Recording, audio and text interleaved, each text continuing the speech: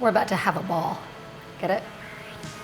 But for real, we're gonna have a ball today. I'm giving you 3 of the best meatball recipes. Melty, gooey, saucy. God, they are so tender. Meatballs are having a moment right now. They are crowd pleasing, they're easy dinners. They're a fun way to make a creative take on like an old classic, which is what I've done with some of my meatball recipes. I'm gonna start with my viral chicken piccata meatballs. Surely you've seen it by now. And if you haven't, it's okay because I'm gonna show you again. Turning chicken piccata into a meatball was one of the smartest things I ever did. I like it really probably better than chicken piccata, but it's like an easier way to serve chicken piccata. Good thing about ground chicken, starting with a meatball, is it's really cost effective. I'm gonna start by mincing up some shallots. You want your shallots chopped really finely. I'm also gonna go ahead and chop up some parsley. Some will go at the end and some will go into the meatballs. When I'm mixing my meatballs, I like to put everything in and then do the meat last, so I kind of get everything else mixed up first. That way you don't have a tendency to overwork the meat. That is what makes the meatballs tender. Some half and half, some grated parm. Some of the breadcrumbs, we're gonna use more, but I'm gonna put some on the inside as a binder, and an egg. Okay, so get that kind of mixed up. And then I go in with my ground chicken. Rough chop the capers so you don't get, a big overwhelming bite. We're gonna season it up with salt, lemon pepper, just to kind of reiterate that lemon that's in piccata, and garlic powder. All right, and then we just mix. And you're just going to bring it together until it's just combined. Once it looks kind of uniform, you're good to go. Before I start rolling my meatballs, I'm going to add some more breadcrumbs to a shallow dish because, when you have chicken piccata, it's kind of breaded on the outside. So we're gonna sort of like bread the meatballs a little bit, just a very light coating. And if you make them about the size of a golf ball, you should get about 12. Now we just cook it up, add in some good olive oil, a decent amount. This is also gonna help make the sauce and brown the meatballs. So I'm going to cook them about 80% of the way by browning them like this, because obviously they're not gonna take a long time because they're small. You just want them well browned on each side. We're gonna take them out and then we'll finish cooking them later in the sauce. At the same time these are going, we can start cooking our pasta. I like to serve this over angel hair pasta because that's always been the way I serve chicken piccata. So I do the meatballs the same way. You can serve it over whatever you want.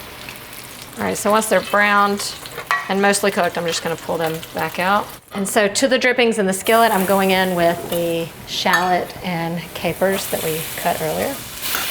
And this just cooks for about a minute to soften. Never forget, we're going to deglaze with some white wine, about a 1/4 cup, and then some chicken stock. Okay, I'm gonna bring this back to a boil. Sauce is up to a boil, so I'm just gonna add in the meatballs. And I'm just gonna let that cook and reduce. I like to take my spoon occasionally and just kind of baste the meatballs. All right, to finish off the sauce, we are going to stir in cold butter. You wanna cut it up into cubes and then just kind of whisk this into the sauce. You can see it start to like thicken the sauce up. And that makes it like velvety, delicious. And I'm gonna add in the lemon juice. Okay, see how pretty? And now we'll get our meatballs all in there and finish it off with our parsley. All right, let's dish this one up. Come on, come on. I can see why they went viral. Let me just go ahead and make it the perfect bite. You can see the moisture inside of those meatballs. There's just so much flavor. You get everything, and it's savory, but it's comforting. And while this is easy and crowd pleasing for a family weeknight dinner, it's also special enough for company. They're so addicting. You just don't want to stop.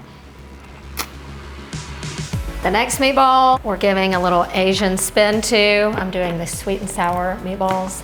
This is going to be a punch of flavor right in your mouth. Also very kid-friendly. Also really good as a party appetizer if you want to make these smaller. I'm of course going to do the dinner version. And this meatball is all about the sauce. So the mixture starts out very simply. The recipe I'm using is actually not mine, but our top-rated recipe for sweet and sour meatballs. I'm going to use the recipe. I'm going to do just like a little bit of something myself at the end, but that's because I have a problem and I don't know how to follow a recipe exactly. So, 1 egg, cup of breadcrumbs. For this one, I'm using plain breadcrumbs because that's what it calls for, and with the beef, and then I'm gonna season with salt and pepper. All right, and then we mix. Just gonna roll the mixture into small meatballs. These I'm doing a little bit smaller than the golf ball size that I did before. I think it just goes better with the way I'm gonna serve it. Brings me back to my kid days. I always used to roll the meatballs with my grandmother. Meatballs are rolled. So you're getting about 24 meatballs. And I'm gonna go ahead and mix up a sauce. So we're gonna make this, bring it all together in the skillet. So for the sweet, brown sugar and ketchup. That's your main sweet. And for the sour, apple cider vinegar. It's gonna cut some of that sweetness and give you that, good tang that kind of makes your taste buds, dance back there. And then salty, you've got your sweet, you've got your tangy, you gotta have your salty, so soy sauce. I like my, not so sweet, so I'm gonna cut it with a little more soy sauce than what it calls for. And then a cup of cold water. I know this isn't a liquid measuring cup, in case you're judging me. All right, so I'm gonna mix that together and then I'm gonna add in some cornstarch. So this is very common in a lot of Asian style sauces because it thickens, but it keeps it really glossy. So you always wanna dissolve it in cold or room temperature liquid. And then as it heats up, it activates and thickens. So I'm gonna add in a little bit of white vinegar just to balance that sweet. I'm gonna add a little spicy. Purely optional, but kind of essential. Okay, meatballs are ready. Sauce is ready. Now we bring it all together. I'm just adding a little bit of oil to help get these along. You could probably whip up this whole dinner by just buying the ground beef if you don't have that already. That's what I'm talking about. These are the kind of dinners that you need to know about so that you can make them in a pinch. If you don't want to mess with this step, you could cook them in the oven or throw it in the crock pot like that if you're having a party. Brown your meatballs. All right, once they're browned, they are mostly cooked because these are really small. So at this point, we're just gonna leave them in the skillet and pour the sauce right over. And it's going to get thick and glossy and beautiful. And now you can see how it glazes the meatballs. Beautiful, smells delicious, looks delicious. It's gonna be delicious. Let me show you. No spaghetti and meatball situation going on with these. But I thought this would be super delicious on some fried rice. Come on. And for me, I'm gonna go in with a little more of this and some green onions. And then maybe I'll just be a little bit extra. A little crunch, a little prettiness. Look at that. These are looking good, and this is what my kids are having for dinner tonight. Just saying. God, they are so tender. I already know this is gonna be delicious. Dang, I was worried they weren't gonna be moist and tender, but they are absolute perfection.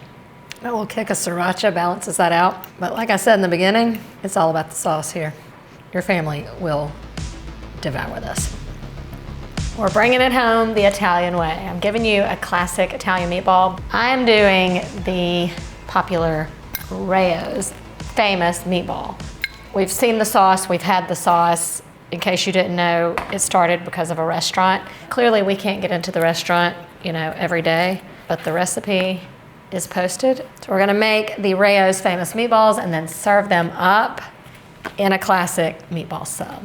The ultimate meatball sub, okay. Included in this recipe are fresh breadcrumbs. So I've got some bread that I've had in the freezer, and now I'm just gonna process it to crumbs. So we need 2 cups of fresh breadcrumbs. That is, I guess, what you would call the hard part. Okay, it's a pound of ground beef, and then 1/2 pound of ground pork, and then 1/2 pound of ground veal. Okay, so I'm gonna kind of give that a mix before I add everything else, just to get those meats acquainted. Eggs, only 2 eggs. This is the good stuff. A cup of pecorino romano. That's probably the secret ingredient. I mean, it's in a lot of meatballs, but that amount, it's a good thing. And then I'm gonna add in parsley. And then here's another thing. It's only 1/2 of a small clove of garlic. Okay, and then kosher salt and pepper to taste. I'm gonna mix this together with your hands. Okay, and now I'm mixing in the 2 cups of breadcrumbs. Okay, now here is where it gets really interesting. Water. So it says to add like a cup at a time, and then we're just gonna add the water until the mixture becomes quite moist. I've never seen these before, so I'm not sure how moist is quite moist. And I just said that word 3 times for y'all. And the water's supposed to be lukewarm. I don't know anything about this. I'm shocked at how it's automatically absorbing. That's a cup of water. And it calls for 2 cups. I know I definitely have to add more. Although it feels quite moist. Wow, I'm shocked. Is this the way, am I not real Italian? Is this the way it's really supposed to be done? I think I have to stop there. That is quite moist. That is not, they're not gonna hold their shape. It's fun. I like trying new things. All right, I'm to shape this into 2.5 to 3 inch meatballs. That's gonna be a big meatball. Okay, that's gonna be bigger than my normal golf ball size. This is gonna make a hell of a meatball sub. Okay, just as the old Italian grandmothers would do, we're going to fry this in olive oil. I'm a little bit skeptical. They smell good. Don't rush the process. I'm actually getting a little excited. Yeah, that's what we want it to look like. Meatballs smell delicious, looking golden brown. And so they're not gonna be cooked all the way through, just like the other versions. So the recipe states to drain it on paper towels, and then we'll finish simmering it in the sauce. Now you know the sauce I'm gonna use. I mean, if I'm making the Rayo's meatballs, I gotta use the Rayo's sauce. Oh, come on. It's gonna show you my muscles.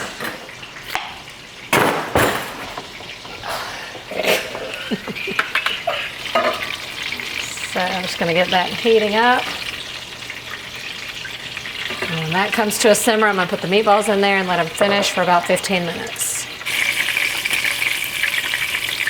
They're all cozy in the sauce, and this is where they take on the flavor. They get really tender. This is what makes a meatball Italian. A little bath in the marinara. Do you know what it smells like? It smells like Sunday. But you've seen me serve meatballs over pasta. We're going for the ultimate meatball sub. Whoa, that's heavy. I haven't had a meatball. I mean, when was the last time you had a meatball sub? Been a minute, if I had to guess. Well, we're gonna create the ultimate, and it's going to start with a little garlic butter on the roll. Some softened butter, super fine, because you don't want a big old chunk of garlic. A little bit of that in there, and some pepper. Going this little extra mile right here is gonna make all the difference. Okay, then you're gonna take your rolls. I'm going to cut it, but not open it all the way, and I'm gonna spread some of that butter on the inside.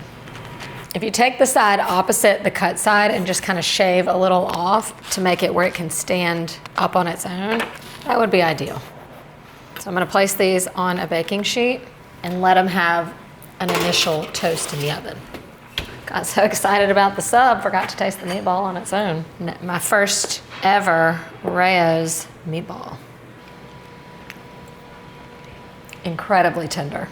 It's so savory, rich, but in such a good way. Like, you taste the meat. Maybe I have been masking my meatballs with a little too much stuff. Simpler the better.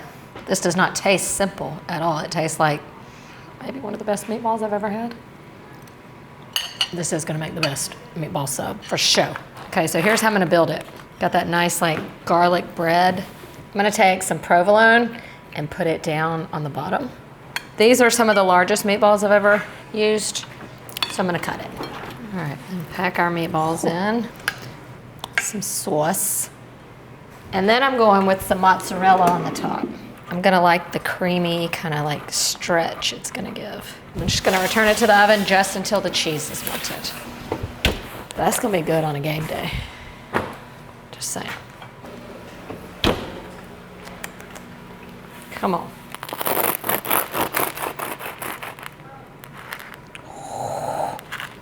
Do you see that juice in there?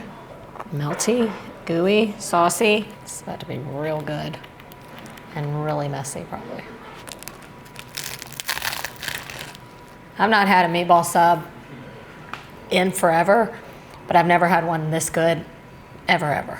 Everything in this is perfect. The bread, the garlic butter, the sauce, the meatball, the cheese. Look.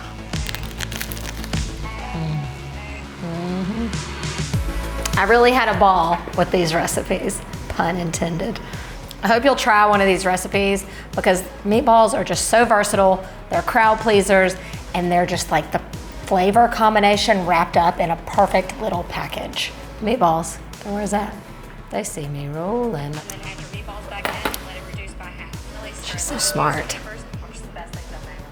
Probably the most tender. Get in with your hand. Silly me.